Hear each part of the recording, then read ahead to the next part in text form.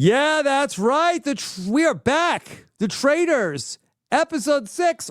Wow.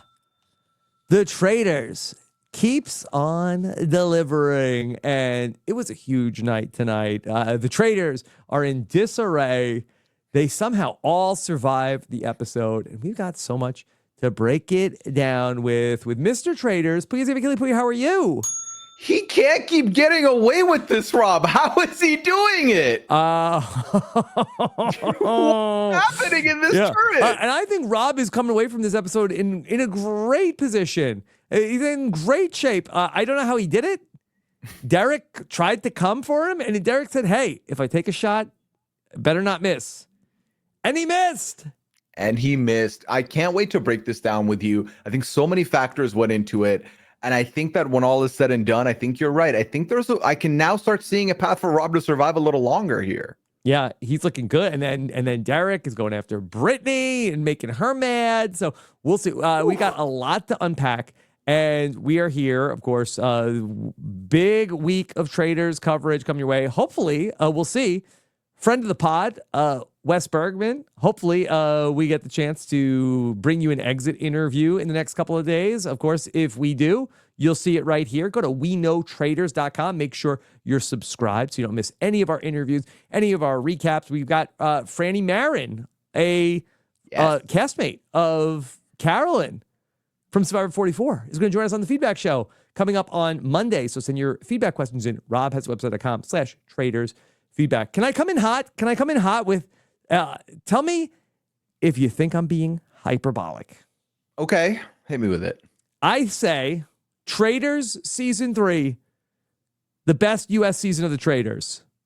Not hot. Put on the poster, Peacock. I agree. You're not hyperbolic. The best U.S. season of the Traitors.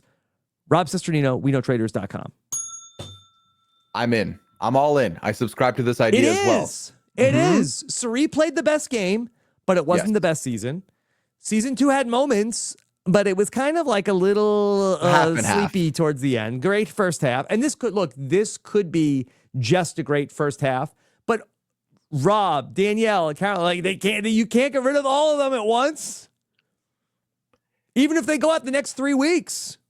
This was episode 6. The chaos instilled in this first half almost guarantees that we're going to have some of this reverb into the future episodes for sure.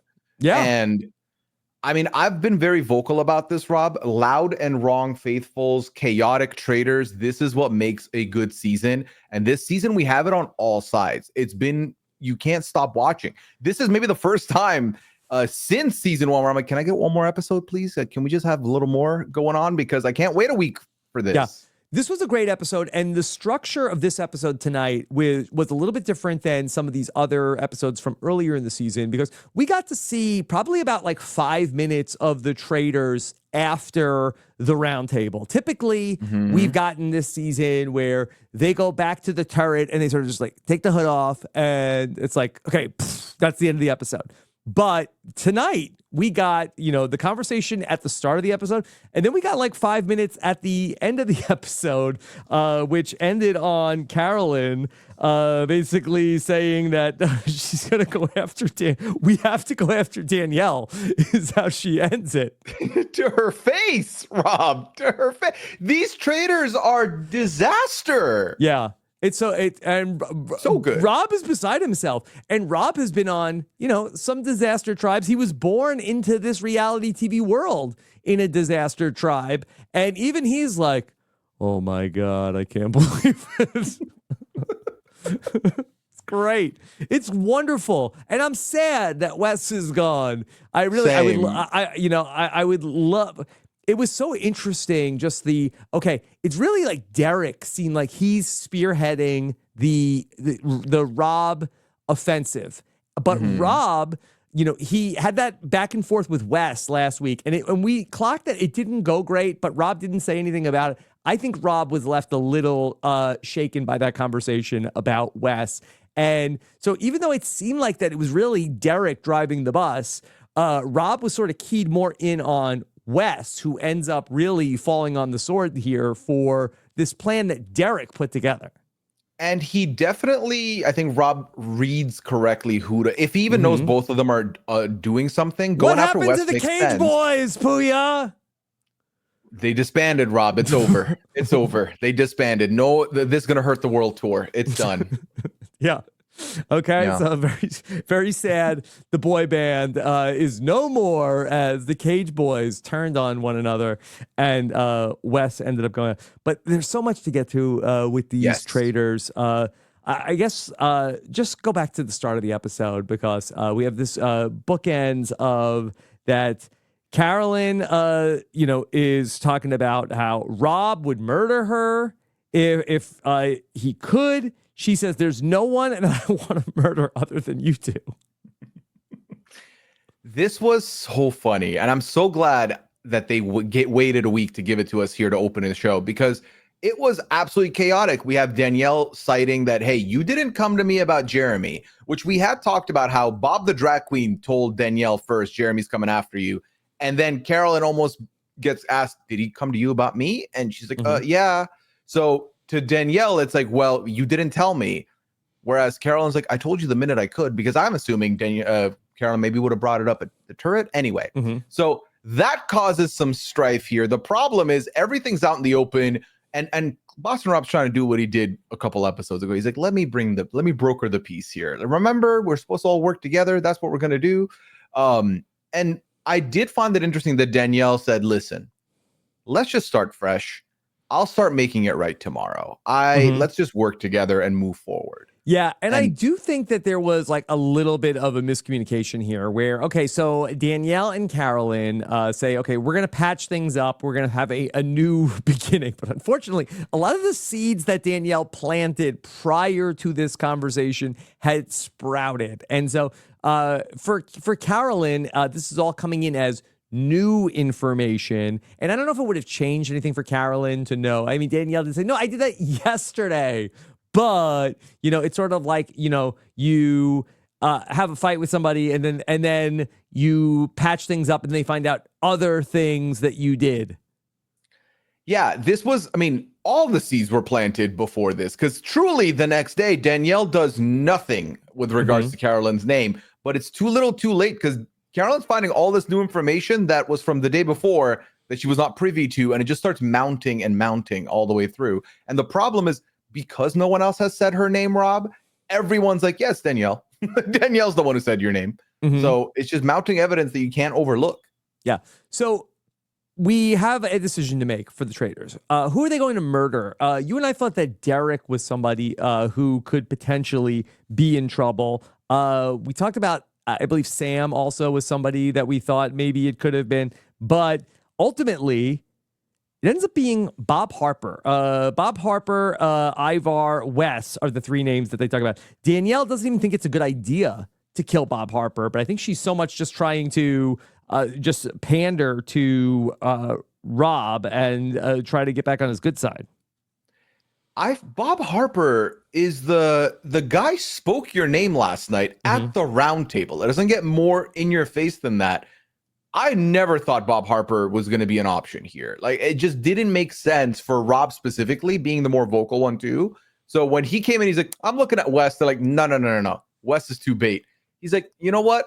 Then I'm looking at Bob Harper. It's like, so Rob is the guy he always said he was. If you say his name, he doesn't care. He even talks about how he flies close to the sun every time and it's a wild ride. He's like, if you say my name, you got to go. I don't care how obvious it makes me. Pooya, forget if you say his name. If you have his name, he's coming for you. Take it from me.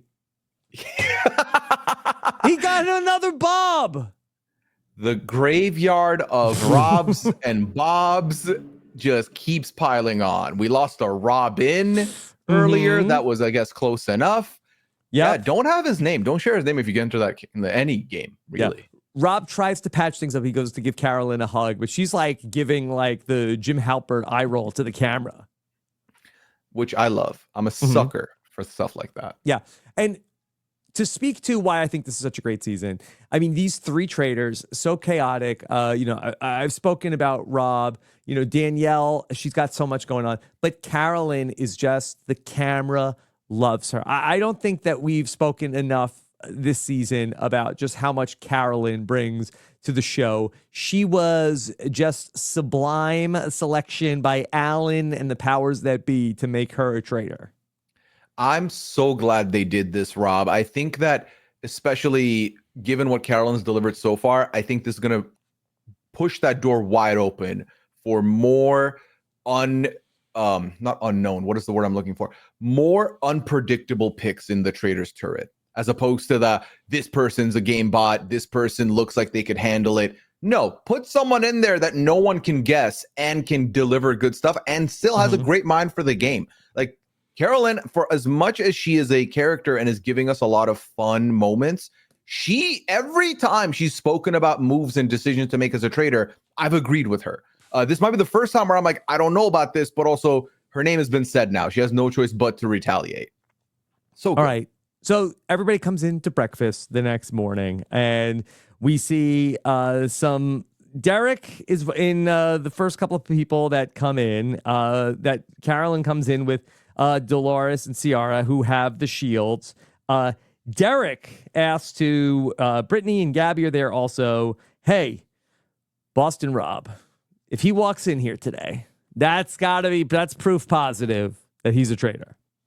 Derrick brings up the point that I think a lot of people have been waiting for to be out there, aside from the who would know the traitors would know the traitors, is that if you're a faithful and you clutched up and spearheaded the move to get out a top traitor, why wouldn't the other traitors get rid of you? That makes the most sense. And we've talked about how the minute he doesn't have a shield, that's going to come into question. It's coming in now. The receipts are starting to pile up, but Rob does do a good defense later, which we'll get into, that I thought was exactly what he should have done. But Derrick is starting. Derrick is very much starting. This is his path to stamping his name in the history books. He thinks it begins with getting Rob out. One of the things that really was very important about this episode to me, and I'm sure that this is something that you've realized long ago, that your amount of influence that you have in the house is so important, because we see, Derrick feels like, okay, I'm going to make my case against Rob in this episode. And ultimately, he doesn't have the juice to close the deal. I mean, Rob still has too much sway. He couldn't do it because even without, it should have been even more lopsided. Two of the traitors are like throwing votes onto Rob and onto they should have been, if the traitors had their act together, there should have been even more votes against Wes. It should have not even have been as close. But ultimately, Derrick just did not have the influence in the house. We see Carolyn and Carolyn is somebody who has evaded detection. But does Carolyn have influence in the house? She's the only person who votes for Danielle. So a big part of the game is really just like building up that sphere of influence in the house, so that when you do throw out a name, that people are willing to jump on board. You can't just come out with evidence. You have to also have sway. Having sway is huge, because that is one of the, especially if you're faithful, that's one of two ways you can avoid getting taken out, is the Roundtable.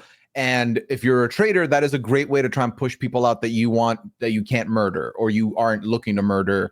And I think the biggest part of that, Rob, is sway in the shadows is the best thing you can have. That's the best of both worlds. If you're not looked at as the figurehead, you can last a lot longer. We saw someone like a Pilot Pete who had a lot of sway, had a whole group that he was locking behind doors and having meetings with.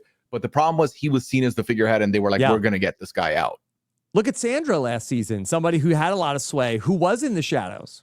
Yeah, that's perfect. That's a perfect place to be. I think it speaks to how important it is to make relationships, more so than catching or figuring out traitors.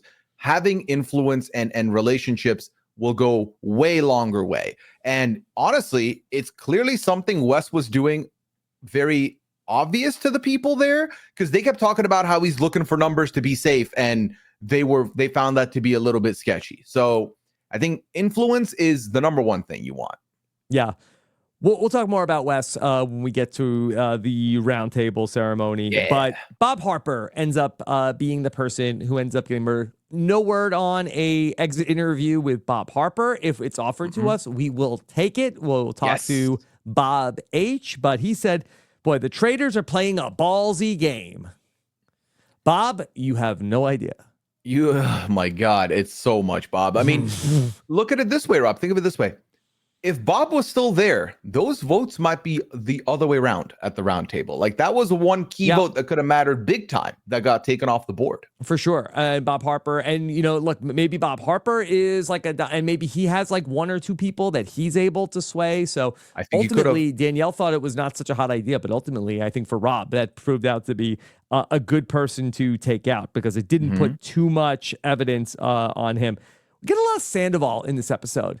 Sandoval is being like, we're really like, nobody thinks he's a traitor, but he's got a lot of wild theories.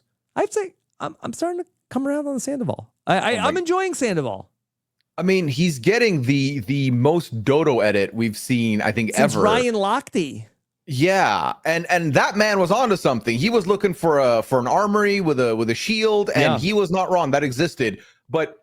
My God, it's so funny to me to hear multiple people talk about how Tom Sandoval has 83 theories, none of them make sense, and no one cares. And just see him hear that and still act like his information is valid. Rob, his top suspect coming into this episode, Dolores, the person who was safe last night with the shield.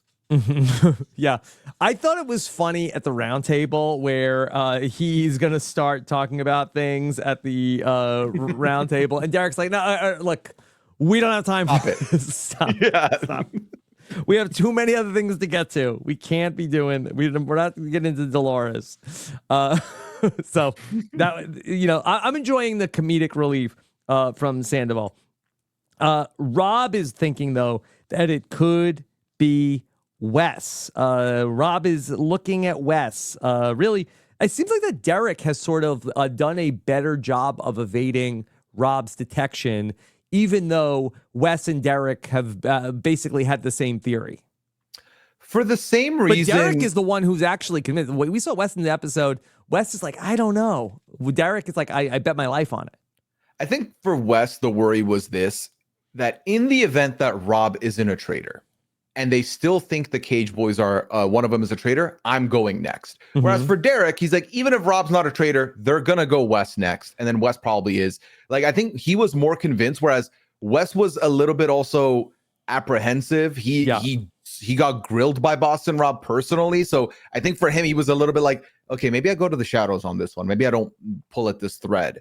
I think also, Rob, the reason why Wes is getting the eyes on him more than Derrick is from Rob is that Rob is seeing Wes make moves and talk to people. Whereas even here, I think the difference with how Boston Rob got votes together versus Derrick is that Derrick was giving people riddles of like, he wasn't outright saying, let's go for Rob. He was saying stuff like, the person you said last night, I'm into it. I think that's the direction I'm going to go. Honestly, I think that in terms of play style, and I'm not a challenge super fan. I've watched Wes play in like 1.5 seasons of the challenge. One of them was Challenge USA. I think that Wes and Rob are similar in players in that both of them play the same way, which is strength through fear and power. That they are, okay, I am running things. Do not cross me. I think that Wes and Rob share that. Derrick, I think, is a little bit more, as by nature, goes undercover a little bit of like, hey, I'm the nice guy. I'm just a dad. I'm gonna like have a good relationship with everybody. But Derrick is much more about, I'm not showing you exactly who I am. Rob and Wes, I think, are both like, strength through dominance. And Derrick was able to hide a little bit more with that, in my opinion. Now, Pooya, I have for you a difficult question. Okay? Okay, hit me with it. Okay. Embrace myself. All right. For Derrick to deduce that Rob is the traitor, okay? Do we give this the same amount of credit to come in as one of the Cage people, as one of the Cage boys? He knows himself he is not one of the Cage boys. Do we grade this at all on a curve in that, okay, well, it's got to be a 50-50 shot. It's either Rob or Wes. I think, especially then when you see now, the Wes quote-unquote didn't get evidence. It. Wes did, it was in the same spot. He didn't get it. Well, Wes was the first one who brought up Rob's name as a suspect after that roundtable. But for Derrick, I think the biggest signs being Rob should have been eliminated because of all this. Why is he not gone? I think that was the huge indicator. That, and also like, why are all the Cage Boys still here? That feels like a little bit suspect, I think. So I think that Derrick has a 50-50 shot, a decent 50-50 shot. And I think just based on how Boston Rob is presenting himself and the things happening, it stops being a 50-50, becomes like an 80-20 at that point. Because for everybody else, like, this is like the Monty Hall problem of like, okay, door number 1, door number 2, door number 3. Okay, pick which one. I don't know. I mean, it's one of them, right? But we don't know which one. And then, you know, okay, well, Derrick gets to, like, I know we'll show you this one. It's not me. Okay. So it's like a 50-50 proposition. Like, well, it's either Rob or Wes, right? And armed with the information of like, okay, Rob, that is a coincidence that Rob was so sure about Bob the Drag Queen that I think that does help ice it for Derrick. I think also Rob being the first one of the three to be like, we have to go after Bob the Drag Queen. Bob the Drag Queen threw the Cage Boys out. That I think is another big red flag, because if you're a faithful, you're like, I understand everyone's going to theorize on us coming in, whatever.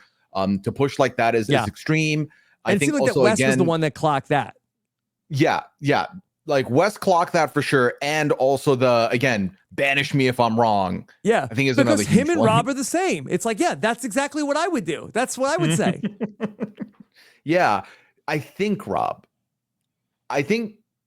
credit where credit's due to both Cage Boys for figuring out that the one among them is not each other. I feel like we'll get into it, but we have to we'll talk about Wes when we talk about Wes. But right now, as it stands for Derrick, I give him like a half grade for that one. Like he definitely pieced it together, but the puzzle was almost complete at that point. He put the last piece in. He did what Bob the Drag Queen said that Dylan Efron does. No. He participated. It was 1,000 piece. He put like 15 in, 20 in. He did his part, but you put 500 in. After breakfast, we're starting to see a little bit more conversation about the Boston Rob. Derrick tells Wes he is as sure as he possibly can be. Wes is like, I don't know if I want to stake my game on this. Yeah, like I said, for Wes, based on what he said there, it to me sounds like even if there's a 2% chance that Rob is then a faithful, I'm next. I'm going next of the two of us if they're looking to complete the Cage Boys saga. And I don't think he wanted to put himself in the spotlight like that. And I think that he didn't want to, again, getting Rob out isn't going to be easy. And I think that's recognizable. Did he want his name on the poster? No. Because again, the last thing you want to be is like the main detective to get out a traitor, because then you're either going to get murdered by the traitors, or if you are a traitor, you're going to be looked at for the future. So. All right. So we see Carolyn talk to Britney. This is a big Britney episode. Britney's biggest episode of people have been waiting for it, Rob. They've been clamoring. Here We've we been are. waiting. And so Carolyn and Britney talk, and Britney mentions, Carolyn, I heard your name. And she's like, oh, I heard you said my name. And Carolyn's like, oh my God, I swear I didn't do that. So I swear on everything. That's the last name I would say. And this is where it begins, Rob. This is when Carolyn's like, you know what? I'm done. I don't trust Danielle for a second, because Britney doesn't say it was Danielle. Britney says it's someone close to me. She knows. So she knows, okay. The puzzle, again, all right. It's right there. She said, that's it. We were supposed to be back together. I can't trust Danielle. That's it. I'm coming for her. Yeah, I think this is something also that when we talk about the end is important. I think a lot of factors went into who goes home tonight, and this was a big part of it. The beginning of the end for the traitors as it stood. Okay. We had our mission. This was, I think, probably one of the least interesting missions that we've gotten this season. There were 3 shields. You loved it? No, but you were not titillated by the big ass statue of the traitor. That's first off, I think I'm going to call shenanigans. I don't think they got 1,500 pounds of gunpowder. Come on, they just wanted to blow up the statue. Come on. Yeah, how much gunpowder do you think fit in those buckets and bags they were dragging over? I mean, I don't know. Now, listen, I've never lifted a bucket of gunpowder. I don't know how heavy it is, but it was like 15 minutes in.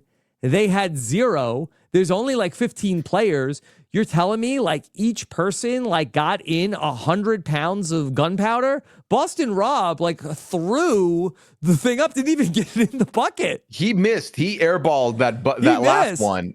Yeah. Yeah, if that was 100 pounds, could you throw? Even like, because let's say did each person carry a 50-pound bucket and get it in twice? I don't think so. It did not seem like they were going to be close. No, and there couldn't be 100. That couldn't have been 100 pounds because Rob could not launch that like that for 100. 100 pounds is a lot. I mean, I'm sure he's strong, but still, he's not like doing a shot put. But, which I just Googled the weight of a shot put because that's the first thing I thought of. 16 pounds. 16 pounds in open competitions. Okay. Yeah. Right. So look, I'm not buying it. I think that, Traitors, they play fast and loose, whatever, who cares? But, like it's always comes down to the wire. They wanted to blow up the statue. Yeah. The key part of this mission that mattered was that there were 3 groups, 3 shields. And 3 shields. And so everyone finds their shield. They made the question extremely easy for the shield. It was how many people were on pontoons? 8. Done. Mm-hmm. What was fun to me was the one group, Carolyn just snatched the shield as Tom Sandoval opened it. And Tom's like, do you mind? Can I have that? And Carolyn's like, well, I grabbed it first, so I don't know what you're talking about. Yeah, that's like the classic like group immunity idol hunt move of like first person to see it, take it. Yeah. Finders keepers, as far as I'm concerned. Finders keepers, right? Yeah. Oh, it's our group shield.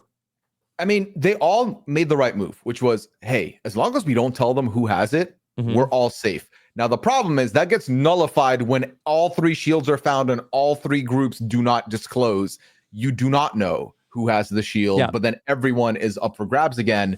But then, Rob, the 2 other groups, they decided on a more diplomatic way to get across who gets the shield.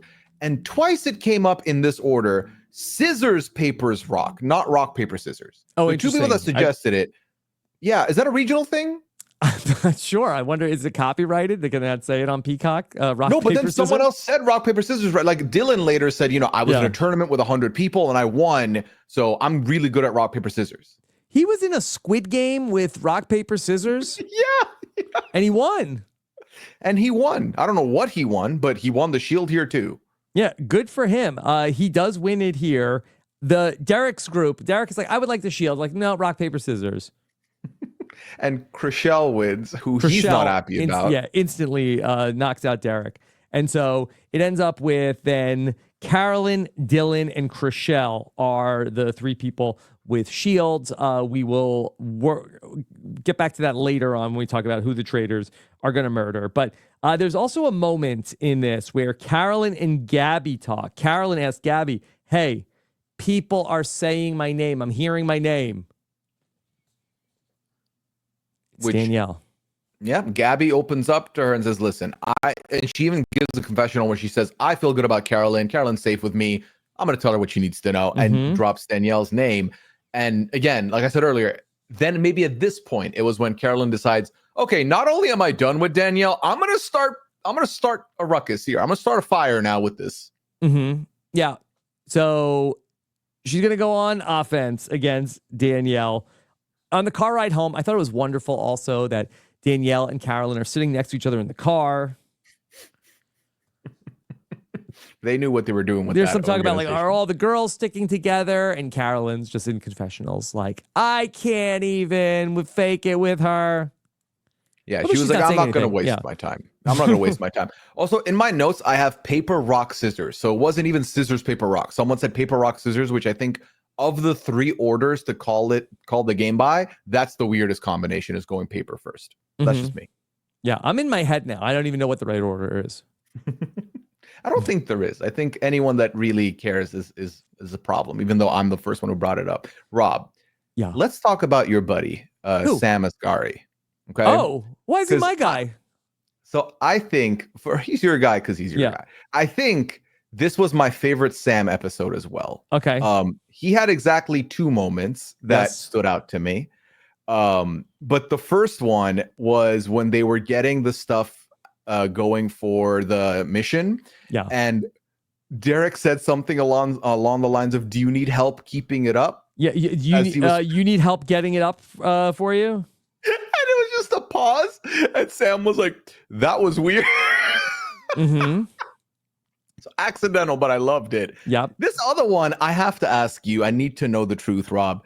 Sam, so Brittany and Sam are seen as like a B-roll shot to start the next scene. Yes. And Brittany's like, have you ever had a brownie? You should totally have a fudge brownie. So good.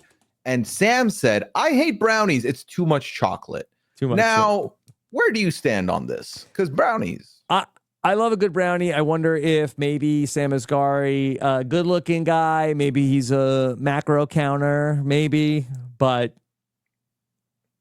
who knows? I mean, you listen. You cheat on your macros with a brownie. I mean, you could count your macros and love a brownie also, though.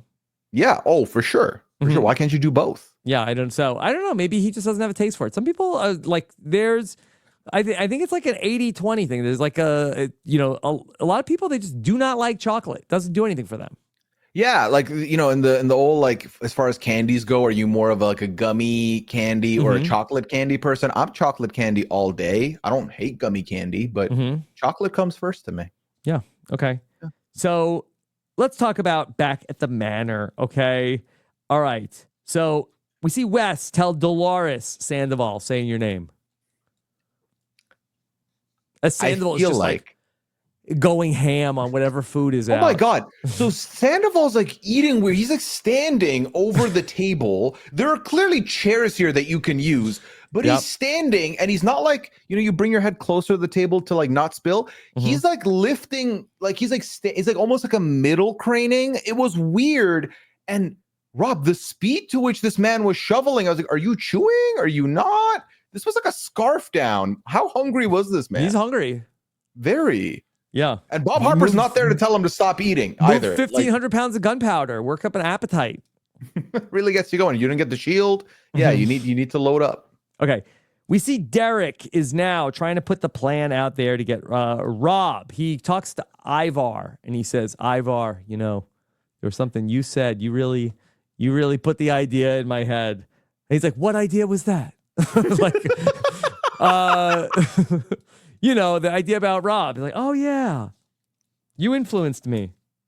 This was a mishandling of a voter by Derrick with Ivar, and we'll talk about it more when we get to the roundtable, because I think Rob did a way better job with Ivar, and we'll get into that. But it was very clear. Ivar is a Wes vote? Yes. When Ivar votes for Wes. Yes. So when Derrick goes, you've influenced me, let's just say that's Derrick's way of trying to give the power to Ivar, similar to how Rob did it with Dylan. I think the difference is Ivar doesn't even remember the goddamn name he put out last night. He doesn't have conviction in his decision. So it doesn't carry as much weight. And I think especially when you're going after a Boston Rob, like I truly think as much as working from the shadows is the move, just put your name out there, because this is going to be a very hard shuffle to make happen. Okay, so we see that Rob is talking to Sandoval and Gabby about Wes. Wes is the guy we got to look out for. And one of the main things Rob uses for his campaigning is that, wasn't Wes the one that was most convinced on Nikki? And a lot of us ended up going that way because of Wes, which I was like, that was 2 roundtables ago. And he did change his tune before the vote out. But listen, the evidence was there, Rob. The evidence was there. I'm sure that if he needed to, if Derrick was doing a lot, he could be like, wasn't Derrick the one pushing us to go for Sierra? Wasn't that the thing? So again, you put someone's name out there, they're not even there to defend themselves, and you harp on the emotion and be like, wow, remember how sad Nikki was leaving? Who caused that pain? It wasn't me. Yeah. So Wes was trying to stir something up there, but Carolyn is going to work, planting seeds about Danielle. She tells Dolores, Danielle is saying my name. Yep. Carolyn's mission this morning has been, okay, I need to visit as many people as I can. And if they've heard my name, I need to put out that I know Danielle's put my name out there and how weird that is. And we should be looking at her. Okay, let's stop down and talk about Carolyn, who we love. Carolyn, incredible television. Check out Carolyn talking to Matt Scott on Pod Friends here on RHAP. Great conversation with Carolyn. But Pooya, I want to ask you about what do you think about the way Carolyn has handled this business here with Danielle? Because she's in a tough spot, okay? There is a traitor that I don't trust. And there's not a ton of sus on Danielle right now. No, not a ton of sus on Danielle. Similarly, up until this point, not a lot of looking at Carolyn either. I think they're almost like each other's opponents in a way at the turret for playing the similar game. Now, for us on the outside looking in, Danielle's played a worse game, but for the perceptions of the manner, let's say they're playing level. Rob, I think the way Carolyn approached this, whilst it's not great for her game, you cannot fault her for playing this game. I think when you've already seen Rob draw blood in the turret, and you're not really sure about him, then the person that is looking to you said, we don't like how he's moving, let's keep an eye on him, is now saying your name. Who does she have left to turn to?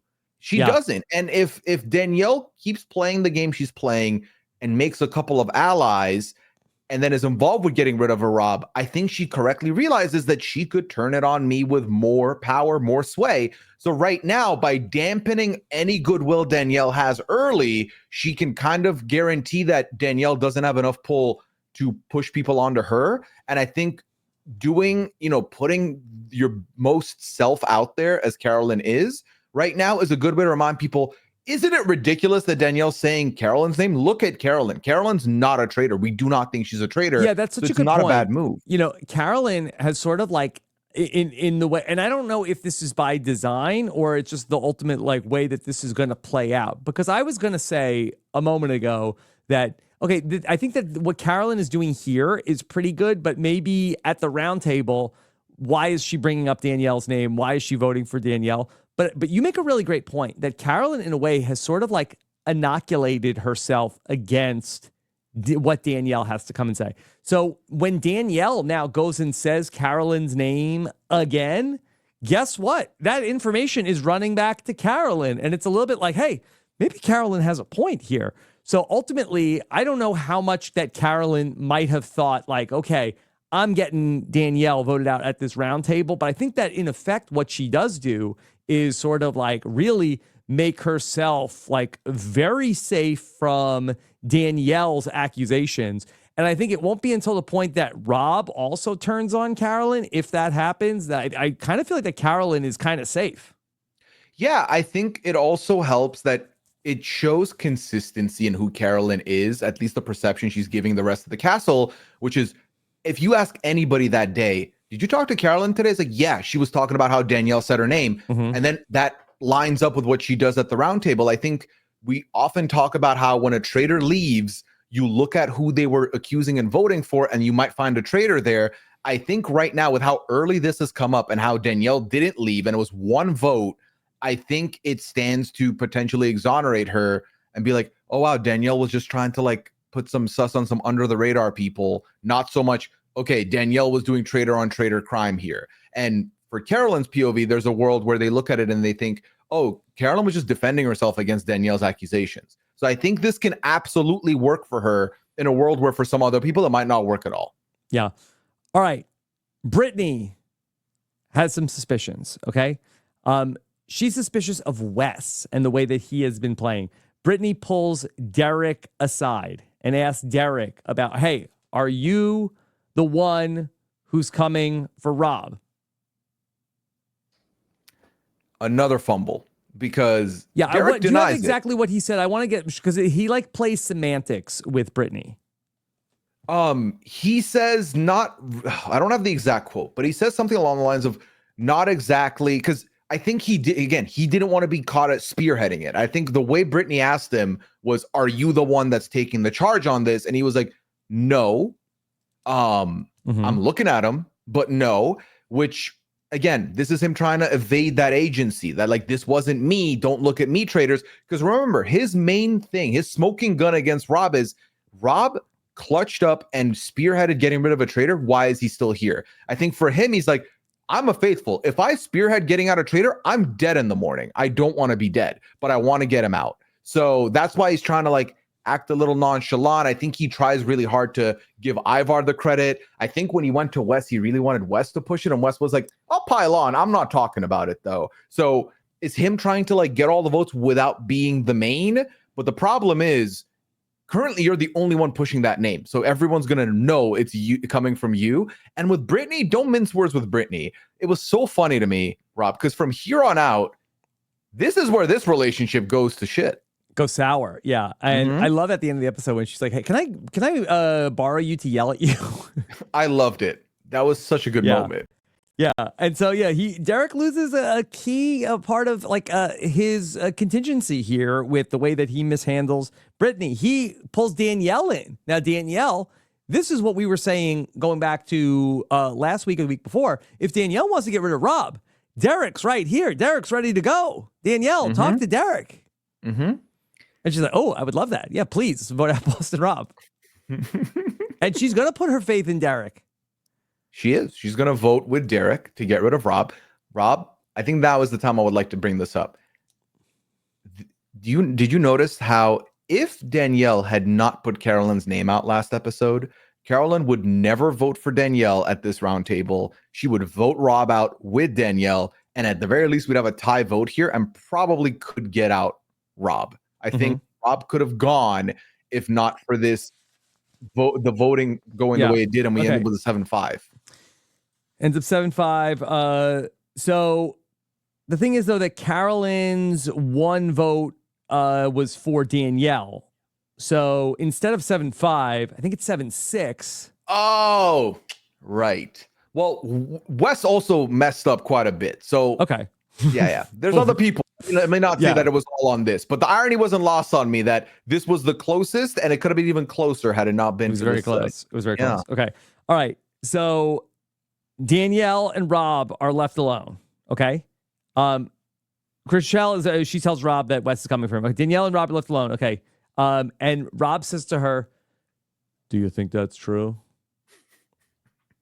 And Danielle, this is a non-answer. I think that Rob, this might have been a little bit of like the alarm bells going off for him. She said, "I heard Wes." Everybody's saying Wes. Yeah. It wasn't no, absolutely not. I've just heard Wes. It was I've been hearing Wes. That's all I've heard is Wes. Rob, Chriselle being in Rob's corner is huge for Rob as well. Yeah. Now he doesn't have she got Nikki voted out. Yeah, he doesn't have the Bambis, but he does have Chriselle, who for the second week in a row is confiding in Rob in her theories and thoughts and warning him of his name coming up. Okay. Let's go to the round table. Yes. Great round table. Incredible round table.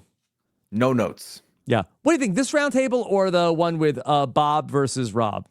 I feel like the Bob versus Rob still has to be number one. It was more fiery from both sides. I agree. Yeah, it was spicier. I liked it better. Yeah, that was like 10 out of 10. It was like 9 out of 10. This was incredible. Okay. All right. Yes. So here we go. We mentioned Dolores is going to throw out Tom. Okay. Tom is going to tell the reasons for Dolores. Derrick's like, we can't. Guys, we don't have that kind of time. I loved it because Tom was like getting nervous and Dolores says, "I don't think you should be nervous to say this because I don't think it will make any sense. So go ahead, go for it. Put my name out there." Okay. All right. So Derrick lays out the evidence. Okay. Bob Harper voted for Rob. And then Derrick thought there's no way Rob could walk in the breakfast. But there he is. Okay. After he was so sure about Bob the drag queen, Rob is a traitor. Yeah. And he also says, listen, Bob had a choice that night. He could have voted Nikki to stay in. He voted Rob. That was a sign. And Rob, this might be a 2-for-2 on Boston. Rob, quick on his feet, mounting a good defense here. He did a great job. I think that Rob knew he was going to have to, go on the defense at this round table. And he does a really great job. He thinks that, Derrick has some good points, but that Derrick is widely misguided. I thought misguided was Dylan Efron. Yeah. A lot of people this season could have that moniker, though. They could have that name if they wanted it. Yeah. But Here's why I think Rob's defense was kind of genius, because initially I didn't get it, but after you see how it all settles, it makes sense. So Rob says initially, first of all, Bob the drag queen got up there and said, everything I said was a lie. So don't tell me that everything he said here was real, because he said he was lying, which, okay. But then Rob spent a lot of time talking about how he thought it was 50% him last night or 50% Ivar last night. Why didn't they murder Ivar? Ivar is the most clear faithful here. Why are they not murdering him? And he's like, you know what? They're very smart. The traitors are very smart, because this is how they put a target on me. They don't have to murder me if you banish me. And this was kind of the only defense you can have as a top detective who's still in the game is, yeah, they're trying to frame me. They're trying to make you look at me longer. That's what's happening here. And the reason I say it's genius is because he's basically complimenting Ivar here. He's like, oh, Ivar, you're a faithful. I think it was dumb for them not to get rid of you because you're so good. You know what's going on, your lordship. And I think this is what breaks the tie in his favor, where he's getting very direct words from Rob. Whereas with Derrick, Derrick's like, you know, the thing you said, I'm kind of, picking up what you're putting down. And it's not quite hitting the same. Yeah.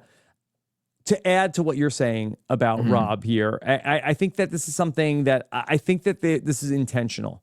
He did this kind of with Bob the drag queen, and he does it here with Wes, of that he doesn't come out and says the name first. He's like, who would do something like this? Who would? It's got to be, there's somebody in this room that's wicked smart, okay? And then people are sitting there like, well, who could it be? Who could it be? And then there's like, oh, like, Wes. Like, and then when he says the name, that they're almost like, yes, that makes sense. Somebody who's smart, that's Wes. And he said, with Bob the drag queen, there's somebody who's quarterbacking every single thing that's happening out here. And they're like, yeah. It's like, and it's you, Bob. And they're like, yes, he is. That is what's happening. And I think that there's this is clearly a very powerful way to do it. I think for those of us who are very familiar with Rob's game, you can see a mile away what he's doing, right? You can see the marination. But if you're new to him, if you're not that familiar with him, you're like, wow, this wordsmith, this poet, he's putting things together. Tom Sandoval was drooling and looking at Rob like he was a snack right there. He's like, oh my God, he just gets it. And now Wes has to mount a defense because he's pushed it over to Wes. Well, and the way that he does it is that he says it must be somebody smart who is doing this. And he says, now, I heard a lot of names. I heard Danielle, Carolyn, and they're both like, whoa, Rob, what are you doing? I said, hold on here. Dolores. And he says that it's Wes. All of them came from Wes, is what he says. Yeah, he basically puts the entire blame on all the names on Wes, which kind of perfect. This could have been a good patch up for the traitors if Carolyn and Danielle didn't start pointing the fingers at each other 5 minutes later. Yeah, they could have all jumped on board. Like, so Wes, once again, now Wes was the first one, based off of the edit, to clock, hey, what's the only way you could be 100% sure about a traitor is if you're a traitor. Wes also says, maybe Bob the drag queen said it's one of those three guys. Rob heard that and then said, okay, now I'm going to take it. Like, yeah, also that 100% correct that Wes is able to figure this out. Again, him and Boston Rob, very similar. He's like, yeah, that's what I would do in that situation. But Wes goes to work to try to defend himself, and perhaps the defense was not the right one for Wes. So you know how earlier you talked about how Rob and Wes kind of similar in that they play the game from the front, aggressive with control. The other thing that happens is I think Wes is a little more in the shadows, or can be. But what I find with Wes, and one of the reasons he's a big TV character, is the minute he's detected, he stands up, he puts it on the table. He's like, you know what? I'm the GOAT. I'm the best thing that's ever happened to any of you peasants. And you're lucky to be in my presence. Yes, I am and he turns the TV Wes on, and he's like, if you vote for me tonight, I'm going to be looking at you, so don't be stupid. And it was from here that I felt like, oh my God, Wes is not going to survive the night. I think they're going to let Rob stay. Very specific circumstance where Rob stays here. And I think this was a huge part of it, because the minute they took what Wes was saying as a threat, Rob, it didn't matter that Wes said, I will work on being more aggressive and tone it down. They didn't hear that. All they heard was, you basically threatened me, so now I don't trust you. And that was bad. Well, Chrishell is the one that says that Wes is playing very aggressive, and that ends up sort of like defining this conversation, because Wes does say, okay, I do play aggressive, but I am the winningest person at this table. Half these people don't even play on a show where you win. But that being said, he said, I will work on dialing the aggression back, but, and this is where he really gets himself in trouble, if you vote for me, I've got my eye on you. Mm-hmm. He does say, you know what a bad traitor would do? Walk around being aggressive. And I was like, well, Rob, you're describing yourself and Rob a little bit both here. Like, you're kind of both doing this. But then, yeah, the people who make this mistake and vote for me, I've got my eye on you. Mm-hmm. Yeah. And Rob says, Wes, I appreciate what you're trying to do, but don't flip it around on me. Oh my God. This thing that Rob does would drive me up the wall. It's like when the the person's bad and they kind of gaslight you a little bit, they're being a little passive aggressive on you, patronizing. I hate it. I couldn't stand this. I'd be fuming, but it works. But for Wes or for Rob, here comes, Carolyn is coming out of nowhere. It's like a Royal Rumble. It's like, oh, Carolyn's with a steel hit. chair for Danielle. Hold up. I gotta be real. I don't fit in here or in the real world. I had an ally in Danielle until recently, but she's been saying my name. The evidence is being overlooked. And in the midst of this, she says that, I've heard someone tell me that she said my name to them. And this is when Britney reveals herself and says, actually, I'm the one who told her I heard her name, but I never said who I got it from. And I was like, I feel like Britney wanted to make sure that Danielle doesn't think that Britney betrayed her trust in any way, while also trying to be good with Carolyn. So then it got weird. Then Jeremy's murder came up, and you can tell Derrick is seeing the opportunity slip from his hands, that we're going off topic here. And this helped Rob. This, we talked about a 10 versus a 9 rating. This really bumped it up to 9.5 for me. Just this random chaos that came at the end of the two traitors pointing at each other was chef's kiss. The fact that all three traitors' names were out there and then none of them leave is cinema. It's so funny to me. Yeah. Derrick feels like it's slipping away. He's like, all right, look. Also, Britney jumps in to try to say, like, I did hear Carolyn's name. Yep. Britney's a big part of this roundtable. All right, but Derrick says, look, this is about emotion versus objectivity. I'm voting for Rob here. Let's be serious, everybody. Come on, remember. I don't think this is the right plea to make at the round table. You're basically telling me, hey, you're being emotional. Hey. Yeah, get over your feelings. We're not here to play feelings. We're here to play with our minds. Like, don't tell me how to feel. I'm sorry. Don't do that. So I feel like that's kind of the wrong thing to do, especially on a game that is built on foundations of emotion every day. Being like, I'm the logical one. All you idiots that are, feeling things, stop it and vote this way. I don't think that's going to work. I think saying, the whole thing of, I can't imagine how dumb we will look if we vote out Wes because he rubs people the wrong way. That is fine, but I think you didn't need the extra bit at the beginning. Yeah, but Pooya, let me ask you this: that how do the faithful vote? Do they vote off of the facts, or do they vote on the feel that they get from some of these people at the round table? I think that faithfuls are capable of doing both, and I mean that as every individual is capable of doing both. We've seen that happen this season, where Chrishell, following facts, was like, the Bambies are good, I'm not looking at the Bambies. Then feels an energy shift in Nikki last week and goes, nope, can't doubt that feeling. Have to go with the gut there. So makes that vote happen. We've seen, Dylan brings up that he's feeling a little suspect of Bob the Drag Queen, then using facts to mount the feeling he had. So I think you can do both. I think you're very capable of doing both, but the barometer on both is can be broken. You can but make Derrick mistakes has for both. come in with a logical argument of that it should be Rob, where Rob, that he's able to counter that by being able to jump on a feeling that a lot of people are having about Wes, that he is coming in kind of aggressive and from a position of like they're feeling a little there's an uneasiness with Wes. And Rob's able to capitalize on that. Unfortunately for Derrick and his true facts, it's just not going to win the day. He doesn't have the juice. Yeah. Mm-hmm. And the other thing is, it seems like for whatever reason, Sierra's name has kind of died out. They were looking at the coffin theory, and they're no longer looking at that. They think it was a smokescreen. Mm-hmm. And Derrick was the loudest one on Sierra, trying to back it up with facts. Derrick and Wes were both big on the coffin people. Derrick on Sierra, Wes on Nikki. Like, I think that's probably also probably was on the mind of Sierra in that moment of like, okay, do I want to hitch my wagon to these two cage boys that were throwing my name out there? Yeah, and it's like by Derrick saying, I'm voting Rob, he's essentially saying I'm working with Wes and not voting Wes.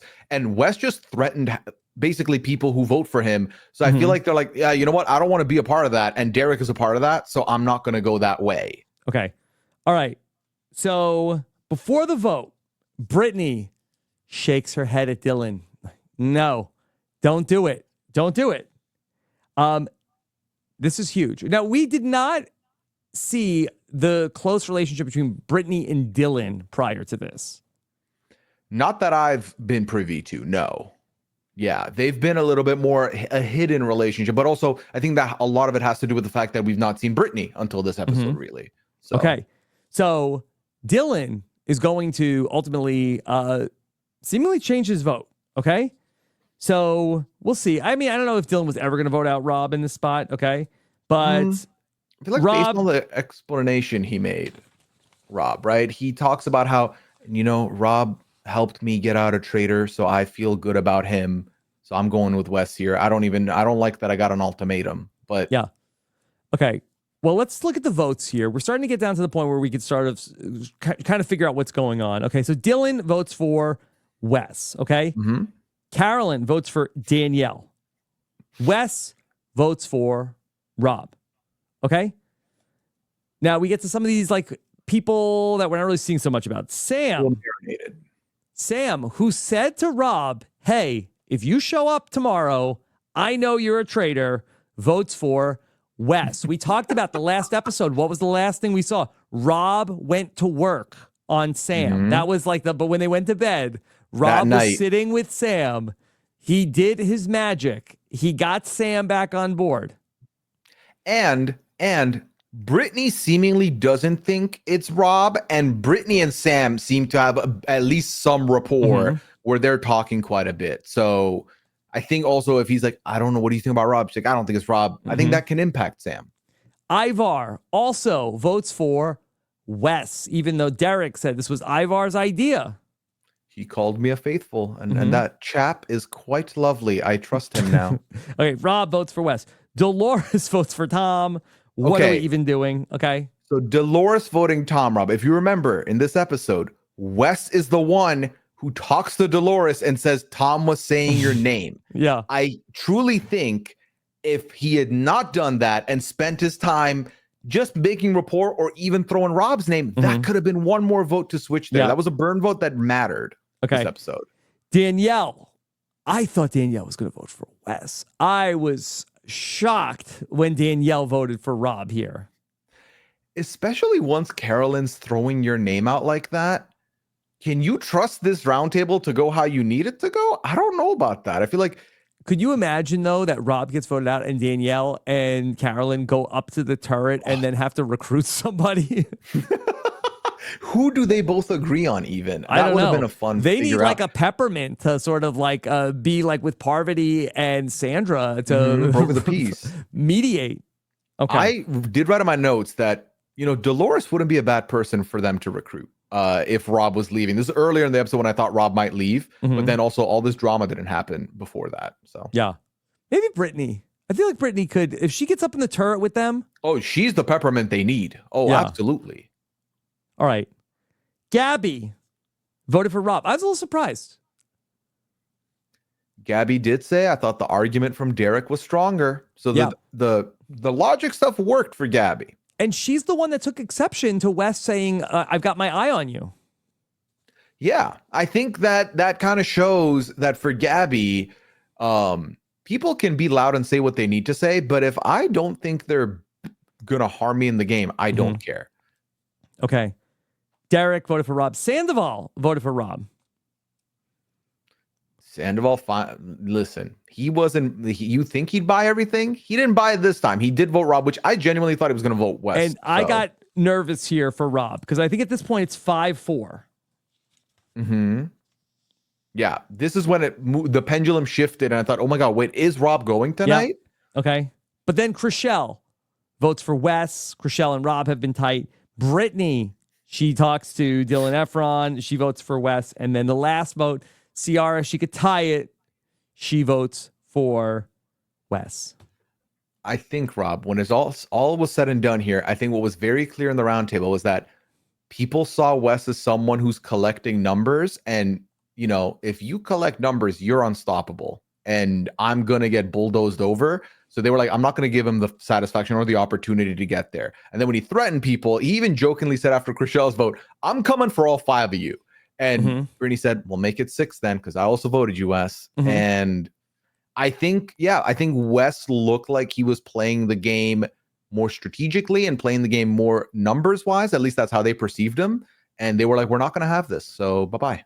Okay. So Wes stands up. He says, one of the greatest players. I want, what did he say? I wanted nothing more than to... I wanted so bad to be a traitor. Yeah. Because you're all chess pieces on the board to me, basically. And to all the people who died so far, yeah, I have no idea who killed them. I am a faithful. And then he said, F all you guys. And dropped the fingers up. And it was a great exit. Listen, I like a salty or a shady exit, and Wes delivered. Thank you, Wes. Yeah. I'm disappointed. I thought that Wes was a great addition to the Traitors. I think that ultimately Wes is kind of like Tony, where that if you got them as a traitor, you could have seen them live up to their full potential. But as a faithful, I think that they just like this personality type. I think Rob would have been wasted as a faithful too. Like, but you can only have so many traitors. You can't just make all these people like these great reality TV villains as faithful. It's just they're miscast for that. I agree. And I know how earlier in the season I said you have so many of the similar type, you can spread them across seasons. But the reason I said that, Rob, my big worry coming into once we saw episode 2's twist play out, was all these gamers are going to get together. They're going to make a little alliance. They're going to steamroll the season. It's going to be boring. But when these personalities clash, Rob, look at the TV we're getting. So yeah. Maybe they were spitting with this one. They figured out, okay, these people are not going to all just work together. And that worked out. Yep. Okay. So Derrick is bummed out. Hey, he's not used to not having the votes go his way. Boston Rob calls it a crap show. I had it in my notes twice, that exact phrasing, until we got here. It's so funny to me, Rob. It's so, when you look at these votes, the breakdown, the 2 burn votes that could have gone another way and decided it differently. This was such a good episode. I'm so happy. Yeah, but there's still a lot that happens after the roundtable. It's not even done. Britney comes and says, Derrick, I need to yell at you. I need to yell at you.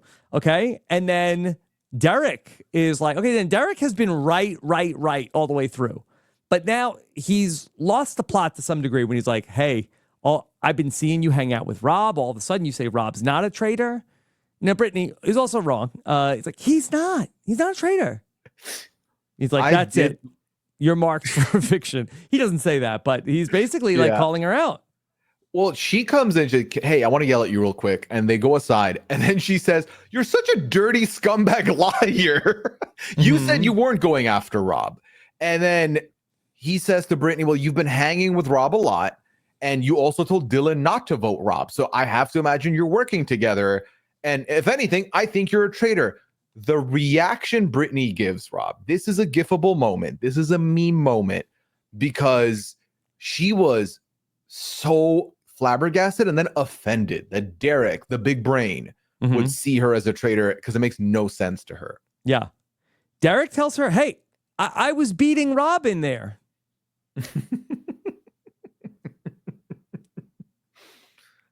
You know what's funny is that he then spends the remainder of the night trying to convince Dylan Efron that it's Rob and it's Britney. You need to watch them. Britney's supposed to be my number one. Yeah. And she's not even working with me. And then Britney does walk in and peek at the room. I haven't seen Derrick try to win over Dylan Efron that hard since Mike Bloom was fishing for likes on Twitter. And here he is fishing for votes, Rob, fishing for some influence with the old lad. And he tells Dylan, Britney is a traitor too. And then she walks in and he's like, you see that? You see that? She's pissed. She's pissed. This is so funny. Obviously, Derrick said last episode, if you don't murder me, it's a huge mistake because I'm coming after you. He didn't murder him. He came after him. He fumbled, and now he's so like he's trying to. He's convinced he's leaving, right? He's fully convinced he's out I think the he's door. on tilt a little bit, and understandably so. Okay, so we'll come back to that in a minute because we'll talk about who we think the traitors might end up killing. Boston Rob says, "This is the worst group of traitors. What's wrong with these people?" It's a classic Boston Rob saying. We've been waiting for something like this. But what's funny is, Rob, you're part of that solution too, my friend. What? What'd I do? No, not you, Boston Rob. Oh, okay. Why would you be a part of it? You said, Rob, you're part of this problem too. I said, what'd I do? Yeah, I guess I should call him Boston Rob, or should I call him B Rob? Would that be better? It's kind of like a Bob H to like differentiate the two of you. Sometimes they used to call him Rob M. A very short period of time. Okay. Oh, man. All right. So we go up to the turret and nobody's talking. They just stand there. It's just silence. All right. Rob is like, I thought we had an agreement. We're not going to go after each other. And it's you voted for Danielle. Danielle voted for me. Come on. Danielle's like, up. Listen, can I be honest with you? My paranoia started when you went for Bob the Drag Queen, and he's like, he said my name. Like, we're back relitigating this. Really, it's like Friends. It's like that's become like we were on a break. It's yes. like he said my name. He signed my death certificate. You know how it is. And Carolyn is fuming because she thinks that Danielle did the most today. And what's Danielle's only defense is, no, that was all yesterday. I didn't say your name today. That was yesterday. But you were supposed to help fix it, Danielle. I didn't see you going around telling people that it's not the case. The greatest sitcom on television is streaming on Peacock. Yeah, check out The Turret Thursdays at 9. It's the ultimate workplace comedy. You thought The Office was messed up? Wait till you see The Traitors. Ugh, if they had Office-style confessionals too, that would be perfect. Even better. Pooya, I got news for you. I think they do. This is a reality show. I mean, it's there. It's there. But like splice in like the B-roll of the actions happening as well around the Traitors Castle. Yeah. All right. All of this culminating. Yeah. Carolyn says, we have to go after Danielle. But what? We just have to go after Danielle. She's like, yeah, if you bring it, I'm going to bring it back. And Danielle's like, well, I'm going to hit him with the facts. I'm going to do that. You got to get ready to defend if that's going to happen. So we have, going into the next episode, 3 traitors who last week we joked about them holding the guns out to each other like the Office meme. This week, it's genuinely happening. It's genuinely happening. Is it Carolyn says, well, I'm going to go after you with a bunch of lies. Well, it's funny because when Danielle who says Carolyn says that or Danielle says that? I think Danielle said, I'm going to have facts. It was a lot happening here, Rob. I can tell you this, Boston Rob wasn't saying any of this. Boston Rob looked more startled than I've ever seen him in reality. He's like, what? He's like dumbfounded. How do you find another time on deal? television where Boston Rob has that look? Imagine Boston Rob's coming into the turret tonight, having stared death in the face, survived it, successfully gotten out someone who's saying his name, and he can't even celebrate it because he's got no one to celebrate with. This is what we're seeing right now, Rob, is essentially the traitors have now split into, it's stopped being a faithful versus traitors game. It's now a faithful versus traitor. It's a 4-person matchup. And they're all alone. It's like 3 solos rocking the turret now. Yeah. Which is fascinating and terrifying. Because who do you have? You don't have anybody now. It's wild. Okay. All right. The traitors have to make a kill. That there's not much to spoil from the preview for this week, other than the traitors are going to make a murder to somebody's face in plain sight. So are they not making a decision right now? So it was unsure. I just thought they're going to, like, if this is the next murder, right? We're gonna get a knock on the door from Alan. He's gonna tell them what's gonna happen and all that. But I just thought more so they wanted to cliffhanger the turret, and then we'll get the murder next week. Like we did this week. Because in the past they've had like, okay, they get like a letter, and it's like, tonight you're going to do that. But I wonder if the producers, and maybe I don't know if they have that kind of discretion of like, okay, we have to get them back in the same room after this. Like after this, put them back in the same room, let them have it out, and then okay, all right. And Alan comes in to tell them what's going on. Because if you separated them after this, it's like you may never get this again. Exactly. I think if this is truly the next murder, because I agree with you, typically there's a little bit of a setup going into it, but I think in this specific instance, they didn't want the Danielle, Rob, and Carolyn first conversation to be out in the open because they knew they would probably like suppress it and not talk as much. They were like, we need them in the turret. Is kind of what I'm thinking. Okay. But it's weird because I feel like in this situation where it's murder in plain sight, I feel like they don't want this ambiguous situation where 3 shields are supposedly covering everybody in the castle. So I don't know if this is next week's twist or next setup, or it is for this one. Okay.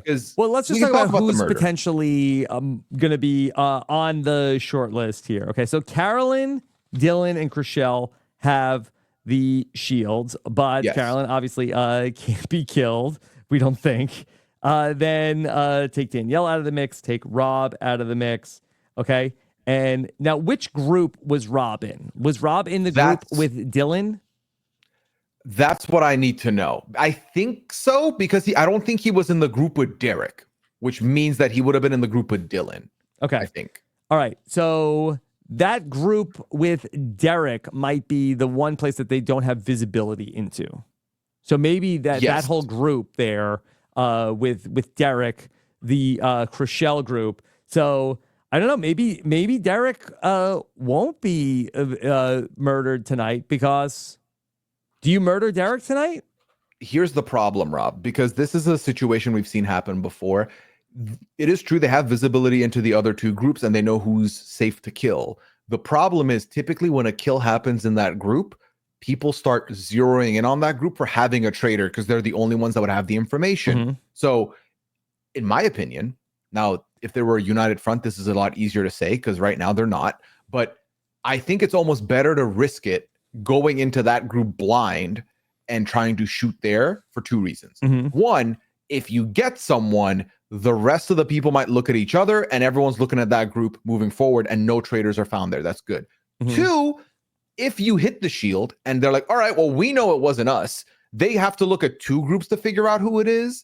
And that might take them longer to figure out. And then also, if y'all are trying to get each other out, it's kind of easy to just shove one of you. If like they're looking at the 2 groups, like, okay, well, Rob did it probably, right? It's Rob is that big thinker.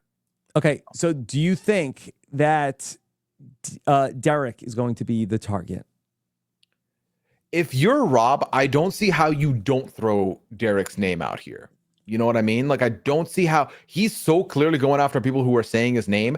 I don't think he doesn't go for Derrick here. I truly don't. And can Rob spin it like, they're trying to set me up, bro? I think he could pull it off. I think he did. Well, Derrick called it. Derrick called that shot to Dylan and said, watch, I'm going to get murdered. And tomorrow he's going to say they're framing me. So if he goes for Derrick, that's what he's getting. Derrick, you can't say that too loud because then you sort of like invite that to happen. You manifest it because it's like, see, they just did it because he said he was going to do it. In that group, Rob, I'm looking at the groups right now. So in the Derrick group, it's Dolores, Chriselle, Britney, Sam Asghari, and Derrick. Now here's the fun part. There's every bit of chance Chriselle's already told Rob she has the shield. Like that relationship's close enough that maybe maybe she's put it out there to Rob. Maybe that's possible. Yep. So if Rob has that intel, he might use it or he might not use it to hide for himself. Any danger for Rob, though, if both the Cage boys go out, that people will be like looking at him like very suspicious? I 100% think so. But do they have the votes to get him? Right. That's the other question.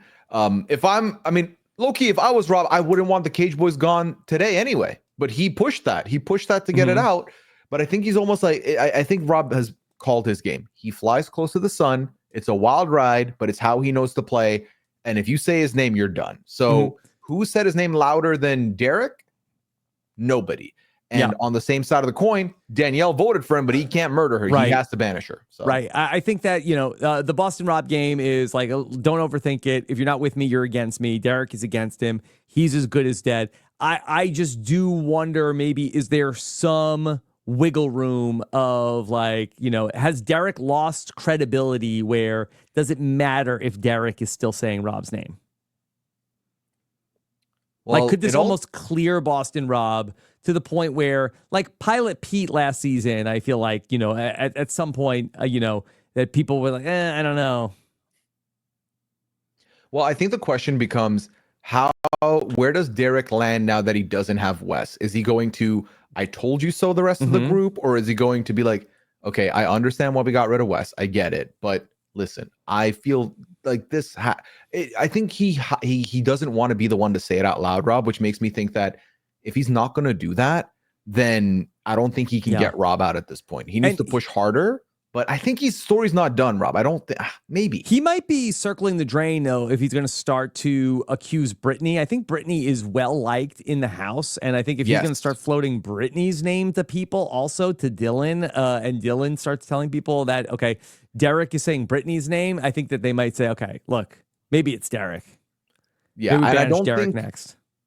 Yeah, and I don't think Britney's had suspicion on her, which means that, again, this is similar to Danielle saying Carolyn's name and everyone being like, what are you doing? I don't think that's a good name to put out there.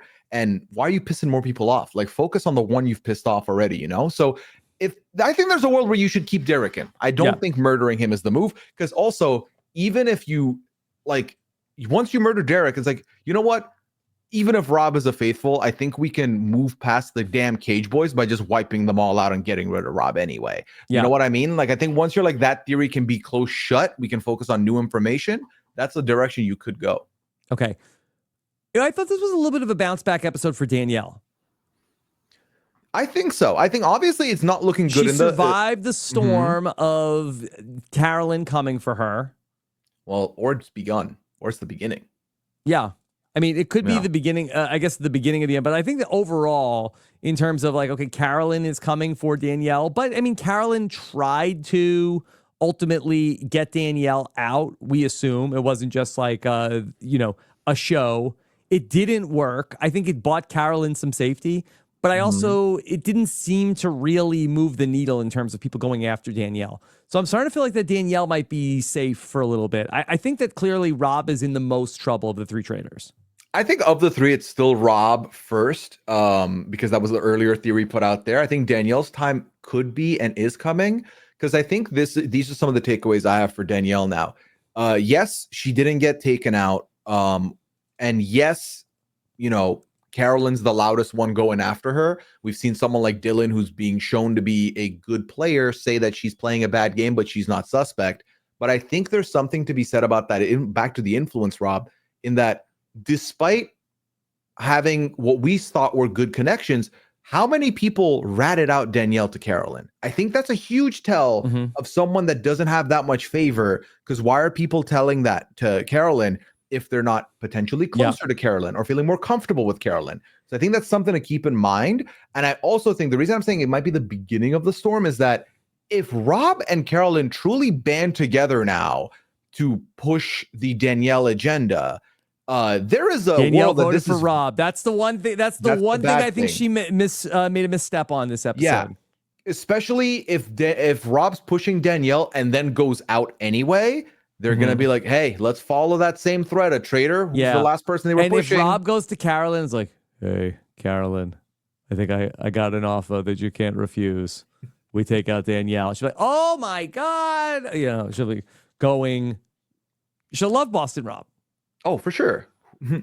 That would be a fun duo to see who they would recruit potentially. Yeah, I mean that's the one. Rob could fix this with Carolyn by offering up Danielle. Yeah. Oh, for sure. I still think that I started this episode, this podcast saying he can't keep getting away with this. If he gets away with it again and somehow Danielle leaves before him, like he's been on borrowed time, Rob, from the minute Bob the drag queen went out, and the longer he stays is a treat for him and for us. Yep. But I still don't think he's winning, but holy crap, like how far could this go? Okay. Pooya, anything else from tonight? This was so much fun. I cannot wait to see what next podcast too brings. Very fun. Hey, listen, we've been fired up. It's been a good time. Yeah. And I'm excited to see what the lovely listeners submit for questions, your feedback, your comments in the YouTube section. Please submit all the feedback you can, because we're going to have a fun time with Franny dissecting this episode. Yeah, we're going to do it on Monday. We were live last week. We may do that again. Rob has a website.com/traitors feedback for that. Our podcast with Franny, who played with Carolyn in Survivor 44. All that, and plus any exit interviews we do, that's going to be in our WeKnowTraitors.com podcast feed, or search for We Know Traitors wherever you listen to podcasts. Then Pod Friends, I told you about. Carolyn sat down with Matt Scott. You can listen to all of Pod Friends, everything, including the interview with Mr. Traitors himself, Pooya Zambakili. You can hear that at beapodfriend.com. Survivor 48 is here, Pooya. Maybe one of these Survivor 48 contestants one day will be on the Traitors. I think Carolyn's opened the door wide open for the new era, and I can't wait to meet these 48ers and see who I would put in my top ballot for the Traitors. Yeah, so you can hear all of Mike Bloom's interviews. We're dropping them 2 a day. You can start to see them starting today. Go to WeKnowSurvivor.com. Deal or No Deal Island, great episode of Dondi this week. By the way, you can watch Boston Rob on the Dondi After Show that they post on YouTube, and I believe it's also on Peacock, same place you watch The Traitors, where Boston Rob interviews the contestants who get kicked off of Dondi. So there's a lot of Boston Rob overlap here in Dondi, and you can hear our latest recap of Deal or No Deal Island at WeKnowDondi.com. And over in the Pooya and Liana Lounge, okay? Check this out. We had a very fun episode. The reactions speak for themselves if you're watching the video here, but no, we talked about a lot of different stories this week, some sports stuff from back in the day, and then we got into some wild debates. So just check it out. Let me know what you think for this upcoming episode. When's the next PAL drop? That will drop on Friday. Looking to drop probably around 6 or 7 p.m. on the RHAP YouTube channel if you're looking for the video. And as always, PooyaandLiana.com to subscribe to the appropriate audio feed for the audio version to drop. Okay. And then on the Social Game podcast, here's one of the old traitors. It's Parvati. And instead of being in the turret with Dan, here she is with Michelle and Kelly on The Social Game. It was a great podcast. It's called fun. Parvati Shallow in the Bedroom. And they got the chance to talk with Parvati. They talk some traitors. They talk Dondi. They talk Survivor. They talk about who smells bad. You got to hear it all in The Social Game. You can hear that at thesocialgamepod.com or watch it on our YouTube channel, episode 3 of The Social Game Pod with Parvati. And then on Friday, I'll be taking questions from the patrons once again, one of the many perks we have for our patrons of RHAP. I'll be doing that live on Friday. You can see all that and more at robhasawebsite.com/patron. All right. Pooya, what else is coming up for you? Well, I also have the 90-Day Fiance podcast, The Hot Mess Express Waits for Nobody.